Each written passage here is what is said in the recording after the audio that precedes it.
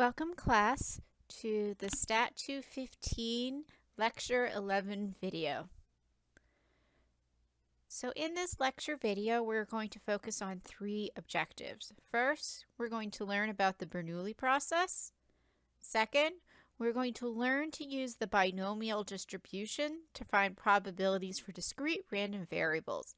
And third, we're going to use the multinomial distribution to find probabilities for discrete random variables. Now, this lecture video is very nice because each of the objectives are going to really flow into each other. The Bernoulli process is connected to the binomial distribution, which is connected to the multinomial distribution. But before we jump into that, I want to explain how the next couple of lecture videos are going to work. These videos are going to focus on these special probability distributions. So basically what happens is that some distributions just happen to arise frequently in some applications. So what statisticians did is we gave them names, we've learned their formulas and certain properties, and so for the next couple lecture slides, we're going to focus on these special situations, starting today with the Bernoulli, binomial, and multinomial distributions. So for objective 1, we want to start learning about the Bernoulli process. So for the Bernoulli process, we're going to focus on this idea of success and failures. So in many applications, there are two possible outcomes. So for example, if we have parts coming off an assembly line, we can classify something as being defective or not defective. We can also think of, if we're flipping a coin, we've got heads or not heads. We can define one of those outcomes as a success and the other outcome as a failure. So for the Bernoulli process, we consider this a four-step process where first we have an experiment consisting of repeated trials. Second, each of those trials results in an outcome that may be classified as a success or a failure. 3, we say that the probability of success that we are going to note as P is going to remain constant from trial to trial. And then 4, each of these repeated trials is independent. Each individual trial is known as a Bernoulli trial. So let's take a look at an example. So let us consider the set of Bernoulli trials where 3 items are selected and inspected at random from a manufacturing process. So we'll define success to be a defective item. And in this case, we're going to say that the probability of success, P, is going to equal to 1/4 or 0.25. And we are going to let N equal our number of successes. So if we wanted to take a moment and write out our full sample size, we could see that we are going to have 1, 2, 3, 4, 5, 6, 7, 8 possible events for our act of pulling 3 items. So we can either have situations where we've got 3 defective, 3 non-defective, and all the possible combinations in between. Now, we can see at this point that we have 3 situations where x equals 1 and 3 situations where x equals 2. That's going to be important later on. So if we want to take a minute using our rules of independence, because obviously each of these items coming off our conveyor belt are going to be independent of each other. That means the effectiveness of one is not going to be affected by the effectiveness or defectiveness of the previous one, or subsequent one, for that matter. So if we want to take a second and find the probability of, say, pulling 3 non-defective parts right in a row, probability of our first non-defective would be 3/4, next 3/4 multiplied by 3/4, and that would give us a probability of 27/64. We could keep going and say find the probability of non-defective, defective, non-defective. that would be 3/4 multiplied by 1/4 multiplied by 3/4. That would give us a probability of 9/64. And then we could keep going in a similar fashion to find the probability of non-defective, non-defective, defective, and the probability of defective, non-defective, non-defective, both which are also going to equal 9/64. And then by doing this, we can, if we wanted to keep going, we could create our probability distribution chart where we have x equal to our number of defective parts. F of x is our probability. Notice if you add 9/64 plus 9/64 plus 9/64, you would get the 27/64. And we can use this information to find expected values, variances, discrete probabilities. Say, what's the probability of having pulling at least one defective part, etc., etc. Now, what we're going to focus on here, though, is this idea of having the defective and non-defective part brings us into our first special distribution, which is the binomial distribution. So we're going to use information about this binomial distribution and how we can find their expected value, variance, and probabilities in a faster way than we were previously doing.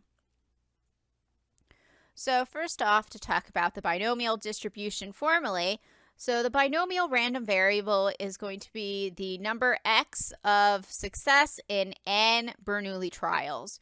So basically with a Bernoulli trial, we think of it's just one event. It's flipping the coin once.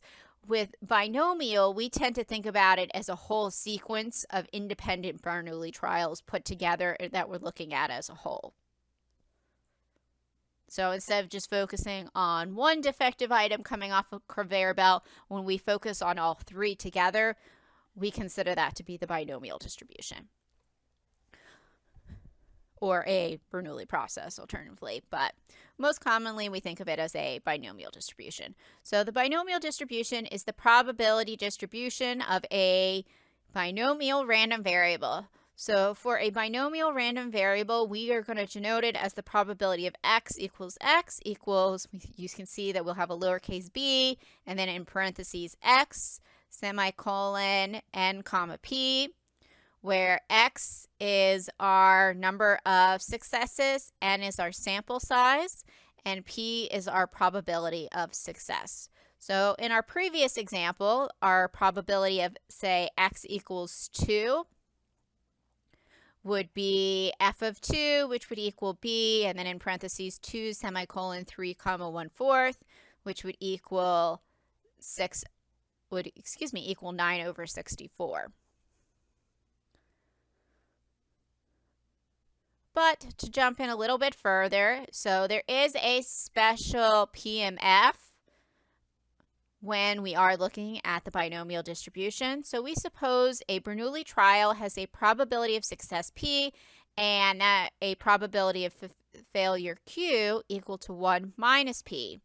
Then the probability distribution of the binomial random variable X, that is the number of successes in n independent trials, is B in parentheses x semicolon n comma p equals n choose x multiplied by p to the x multiplied by q to the n minus x, where x equals 0, 1, all the way to n. So if we go back to our example 1, we have our chart listing all of our possible outcomes and their corresponding x. Remember, that would be our number of successes. So suppose we are curious about the ways there are to get one success.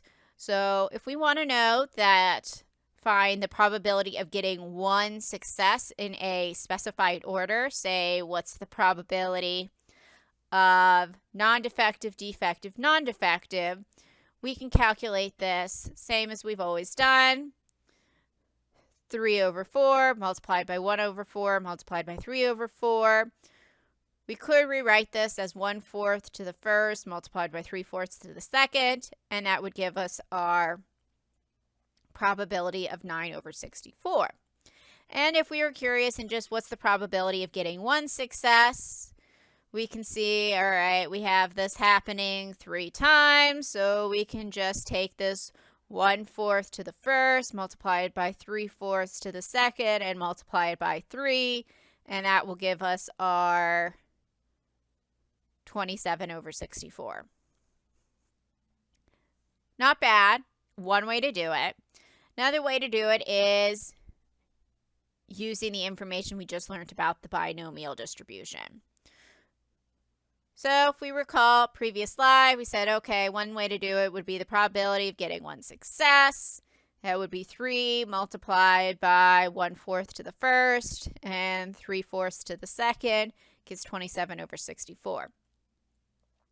If we were looking at it from the new binomial perspective, we'd say, all right, so we've got a binomial distribution. We want one success. We have a sample size of 3, and we have a probability of success of 1/4. Plug it into our formula, so that would be 3 choose 1, 1/4 to the first, 3/4 to the second. That would equal 27 over 64. Wham, bam, we're finished. Or we can even say, all right, so generically, we know that we're pulling 3 items off our conveyor belt. They're going to have some X number of successes. So this is going to follow the binomial distribution with X, sample size of 3, probability of 1/4. So a generic formula for us in this case would be 3 choose X multiplied by 1/4 to the X, 3/4 to the 3 minus X, where X can be 0, 1, 2, 3, and we're ready to go for any further probability calculations. We are doing exactly what we were doing on the previous slide. It's just an alternative way to think about it, and in some cases, a faster way. So let's take a look at another example. So the probability that a patient recovers from a rare blood disease is 0.4. If 15 people are known to have contracted this disease, what is the probability that exactly 5 survive? So without having to write out our probability distribution charts and all that information, we can go straight ahead and use our formula. So we want to know the probability that exactly 5 survive. So that would be the probability of X equals 5. Using our formula, that would be 15, choose 5. Our probability of success is 0.4. So that would be 0.4 to the 5. And we would multiply this. Remember, if P equals 0.4, that implies Q is going to be 0.6, or 1 minus 0.4. So 0.6, 10, or 15 minus 5 would equal 10. We can plug this into our calculators, simplify this out a little bit. Remember, 15 choose 5. It's going to be 15 factorial over 5 factorial multiplied by 10 factorial. Still going to be 0.4 to the 5th and 0.6 to the 10th. Simplify this down. This would become 3003 multiplied by 0.4 to the 5th multiplied by 0.6 to the 10th. And that would give us 0.1859. So again, this is an alternative way, in my opinion, a faster way than what we would have had to do before to solve this problem. But you don't necessarily need to take my word for it. In fact, don't, and see for yourself. So let's take a look at another example to kind of further illustrate my point. So say we want to know the probability that less than 10 people survive.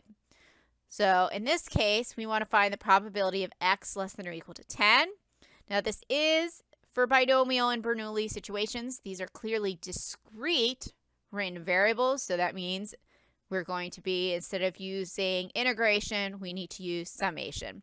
So for us, we would use the summation as x equals 0 to 9. For the binomial distribution, x is our number of success, 15 is our sample size, and 0.4 is our probability of success. So one way for us to look at this, finger slip, would then be to plug into our formula, find the summation of x equals 0 to 9, 15 choose x, multiplied by 0.4 to the x, multiplied by 0.6 to the 15 minus x.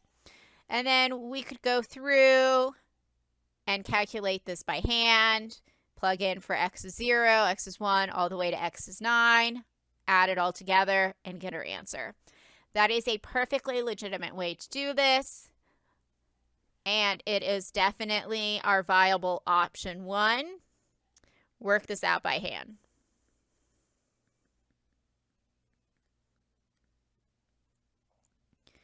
But the really nice thing about the binomial distributions and some of these other special distributions is that they are so commonly worked with that special tables have been created to act as shortcuts. So instead of having to find the summation of x equals 0 to 9, if 15 choose x, etc., we actually have a special table we can use to shortcut us and find the probability much faster.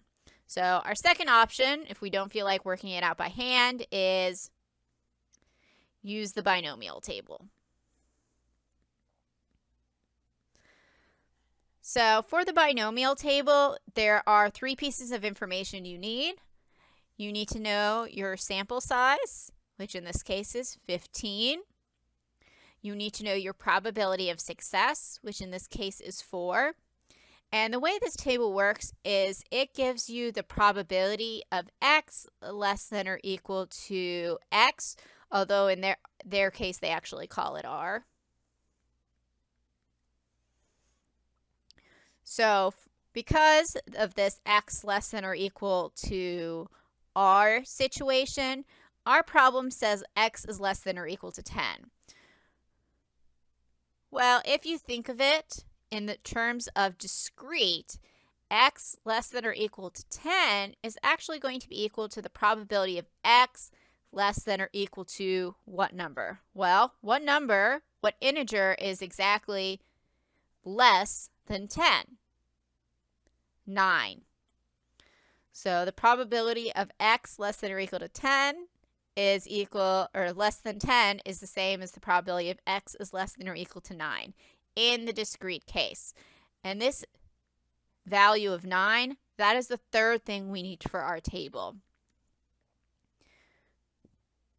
So 3 pieces of information we need for our table. We need our sample size, we need our probability of success, and we need that r, or sometimes called x, value that is going to be our less than or equal to.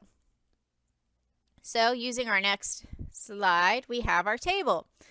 Again, we need our 3 pieces of information. So again, our sample size is 15. Our r, that less than or equal to value, we established is 9. And our probability of success was 0.4. So go ahead, using our table, we can get our probability, which in this case is going to be 0.9662. So if I scroll back up, what is the probability that x is less than or 10? Sorry, I keep wanting to say less than or equal to, but that's not right. So the probability of x less than 10 is going to be 0.9662. And once again, you can get this from the table or you can work this out by hand. It is up to you. If you are working on your homework, I would suggest trying both methods just for your own practice. When you're taking your quiz or exam, when you're on that time limit, you may want to consider using the table just because it would save you some time. But if you have plenty of time, then you may want to check your answer and do it both ways.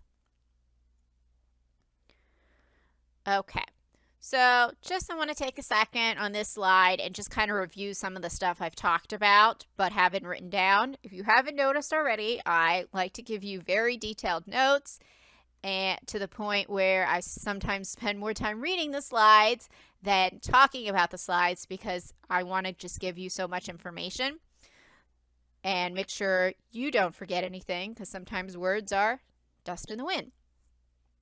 So with this binomial CDF table, which you just saw on the previous slide, you can find that in Appendix A, Table A.1 in your textbook, whether you have it the paper version or the ebook version. It should be somewhere around page 726. When we use it, we find the probability, again, of x less than or equal to r. So it's not good for when you're just finding, like what we found on slide, I think it was 13, when we wanted the probability of exactly 5 patients. That it's going to be faster just to use your calculator and use the formula. But when we're having this situation when we're trying to find a range, it's going to be faster to use the table, and just understand that table shows the probability of x being less than or equal to some event. Also remember, and this is something that we had to do in our previous example, that the probability of x less than or equal to r is not the same thing as the probability of x less than r for our discrete random variables. So for us, we were asked to find the probability of x less than 10, which is not the same thing as the probability of less than or equal to 10. Instead, we had to use an r equal to 9, or probability of x less than or equal to 9. So keep these 3 pieces of information in your mind, and as always, and as I end every one of these lecture videos, if you have questions, shoot me an email. Now, to keep going on, let's finish up this example, and we want to find the probability that at least 3, but no more than 8 survive. So one way to write this would be the probability of, fun teaching on a touch screen. So the probability of 3 less than or equal to x less than or equal to 8. Again, because it's at least 3, but no more than 8. Now, we could find this in 2 ways. We have option 1, where we could do the summation of x equals 3 to 8. 15 choose x, 0.4 to the x multiplied by 0.6 to the 15 minus x.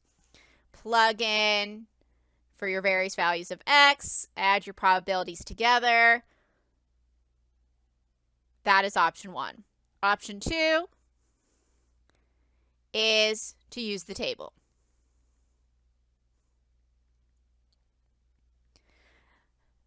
Now, unfortunately, as I've stated in the previous slide and before, for the table, it gives you the probability of x less than or equal to r. So in order to use the table to find this problem, we kind of have to think outside the box. So first I'm going to write how we're going to have to solve it, and then I'm going to explain it. So to use the table, what we're really going to do is we are going to find the probability of x less than or equal to 8, and we are going to subtract it from the probability of x less than 3, which, as we know, that table doesn't actually give us the probability of less than r. It has to be less than or equal to. So what's less than 3? That's actually going to be 2. So less than or equal to 2. So to show this to you guys visually, because I think that will help a little bit. So if I draw a number line, oops, let's try that again, make that line a little bit straighter. All right, so say we've got 0 to 8.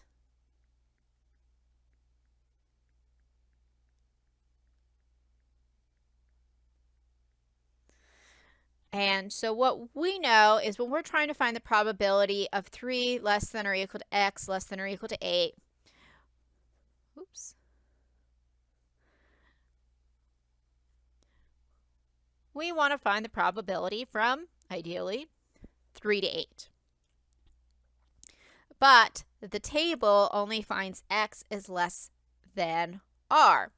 So what we can do instead is we can find the probability of x less than 8 and subtract it from the probability of x less than 3. That will give us the probability of the area we care about. But again, it's just you kind of sometimes you have to outthink the table. So at this point, so we know we need to find the probability of x is less than or equal to 8 minus the probability of x less than or equal to 2. So we can go up, change it to a color that's a little easier to see. And we're going to use our table.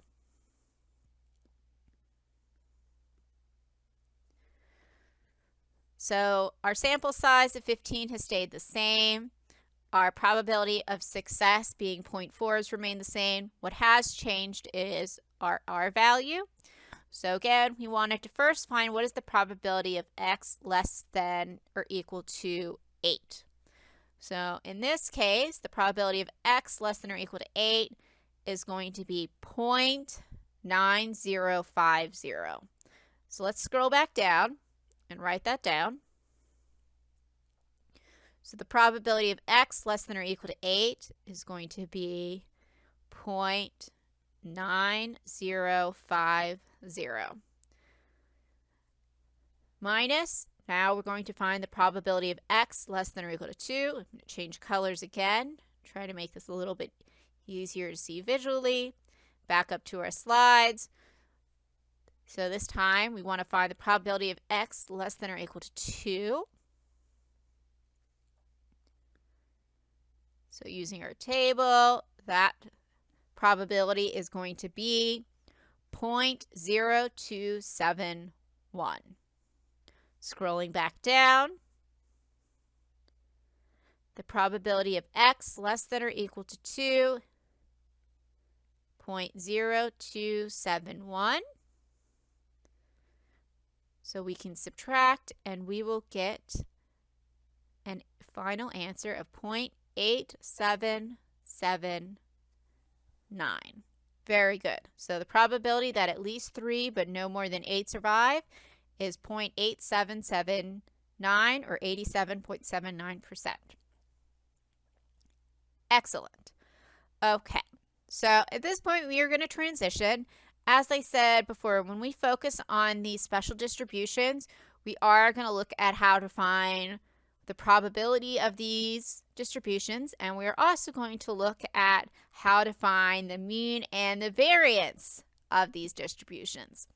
So we learned in previous lectures how to find the expected value and our variance using various formulas. For the discrete case, for expected value, it was that summation over x of x multiplied by f of x.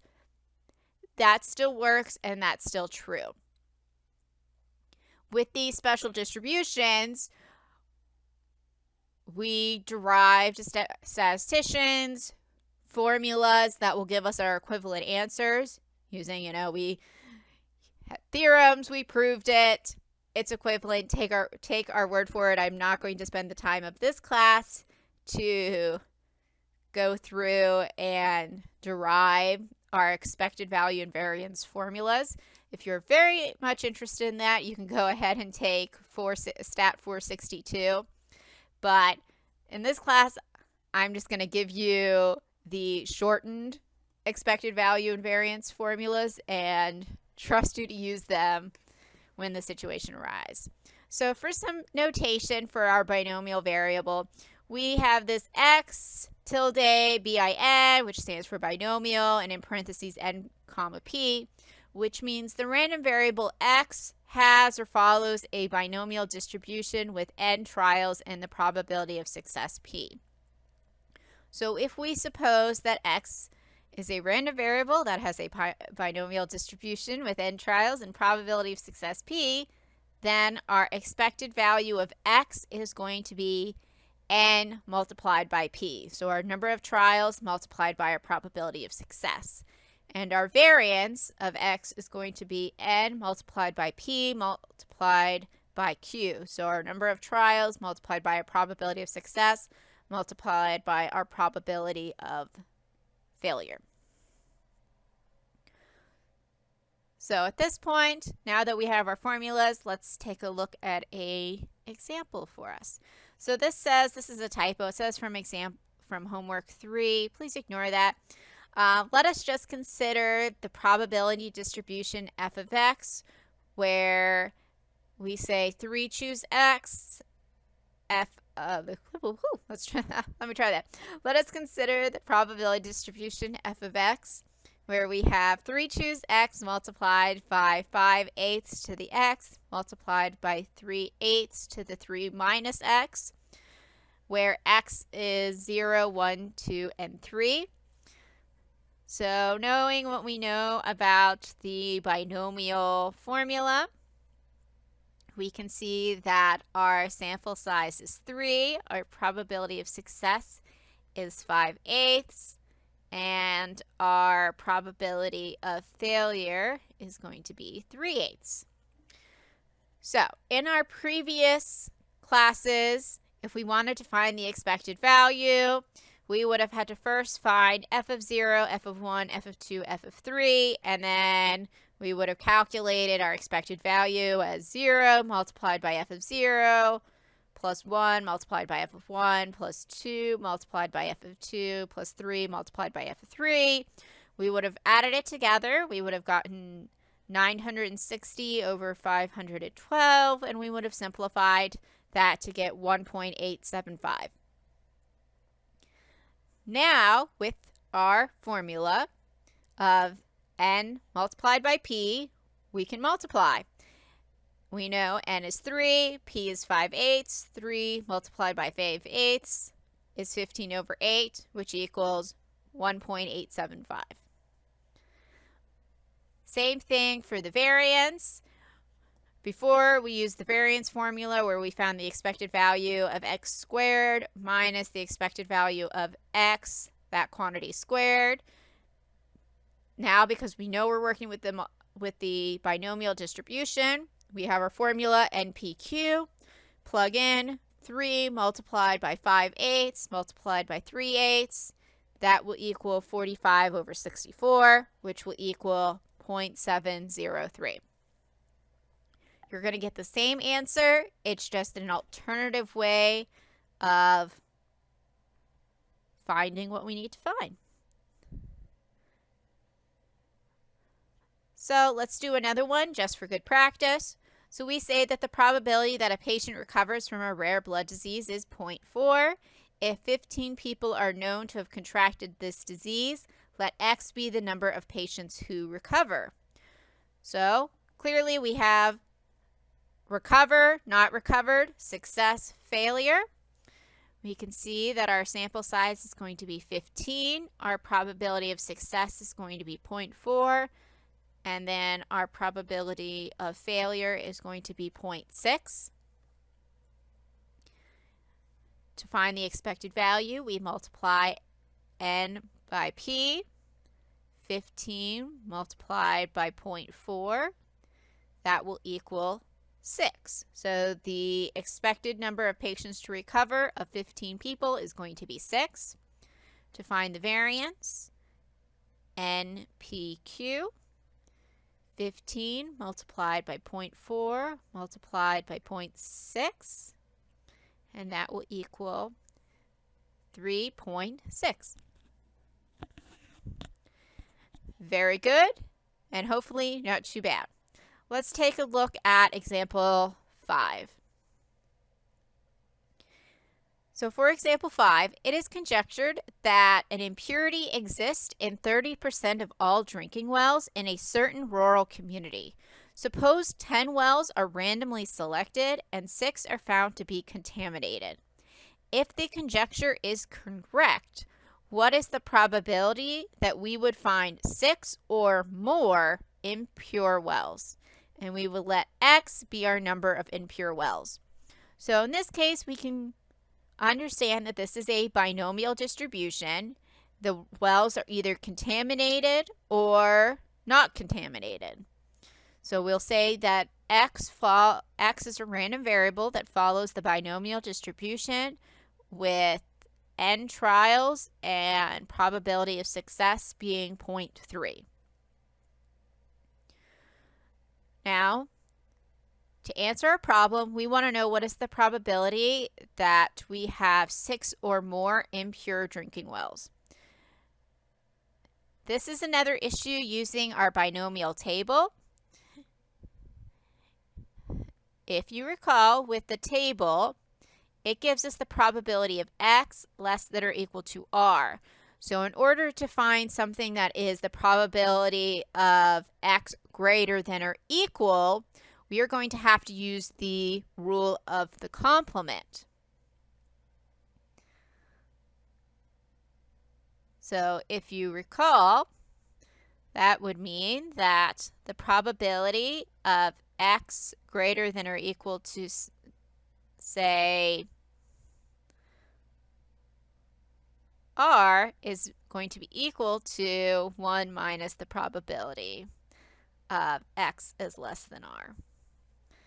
So for us, and actually I'm going to change this because I don't want the R's to get confused.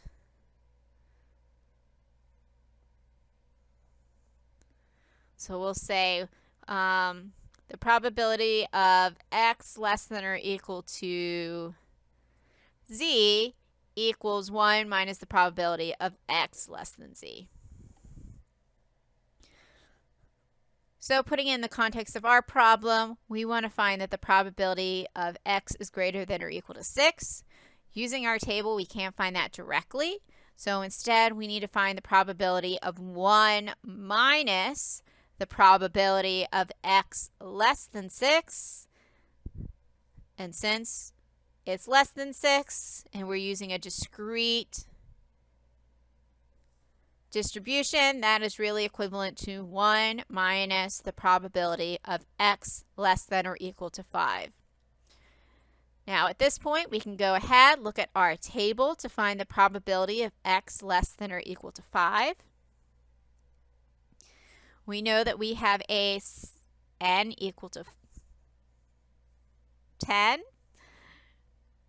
We want to find the probability of X less than or equal to 5, and our probability of success is 0.3. Using our table, that gives us a probability of 0.9527. So if we scroll back up, that means the probability of X less than or equal to 6 is going to be equal to 1 minus 0.9527, which equals 0.0473. What does that all mean? Well, it means there's a 4.73% chance that 6 or more wells would be impure or contaminated if the true contamination rate was at 30%. So, very good.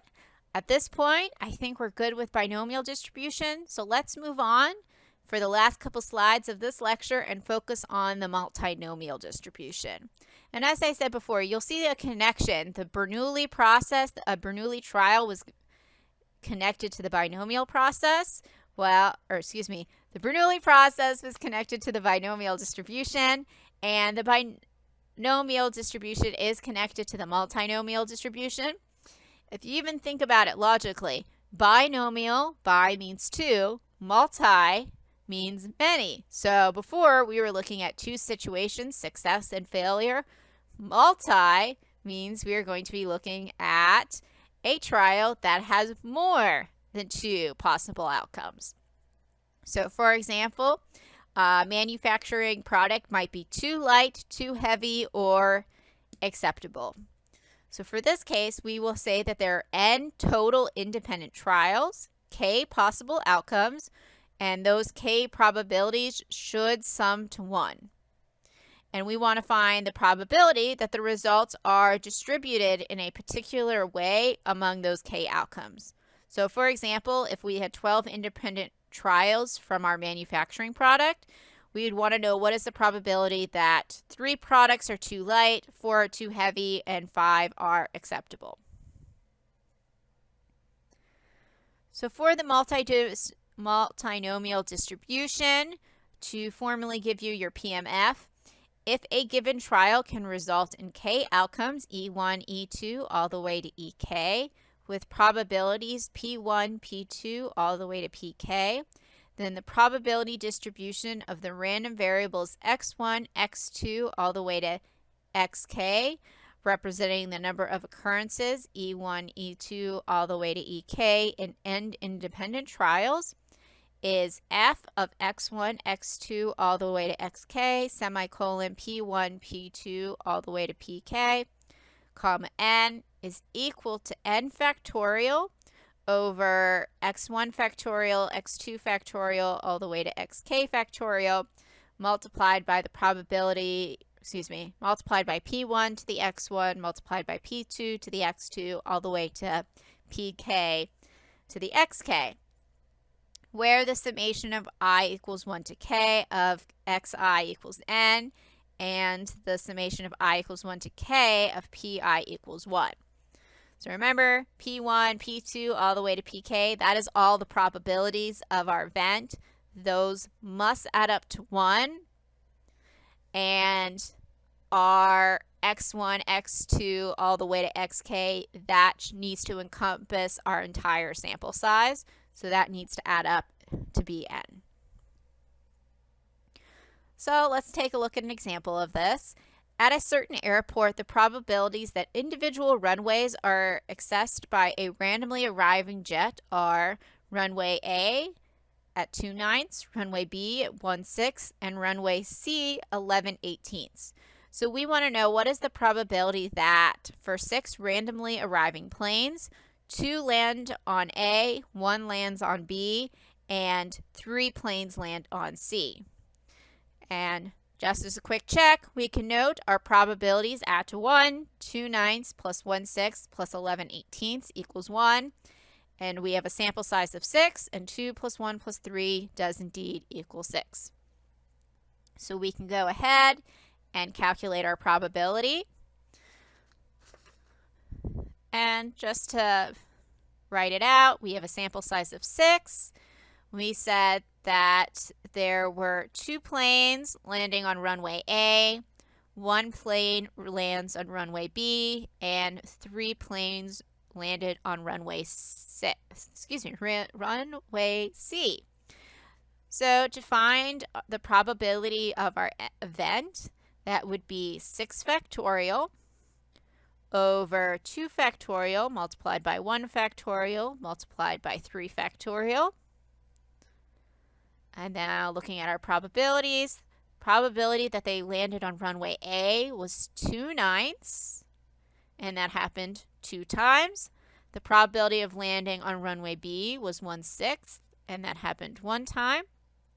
And the probability that they landed on runway C was 11/18, and that happened 3 times. At this point now we can type this into our calculators and we can get a probability. And if we do that and we do it correctly, we should get a probability of 0.1127. So the probability that exactly 2 planes landed on runway A, 1 landed on runway B, and 3 landed on runway C is 11.27%. Very good. So at this point, that brings us to the end of lecture 6. Let's just take a second to review what we learned. So we learned about the binomial distribution and how to find probability of X successes in N trials with a probability of success P. We learned about your PMF formula for binomial distribution. We learned a quick way to find their expected value and variance. And we also learned how to use the multinomial distribution when you have more than 2 possible outcomes for a fixed number of trials.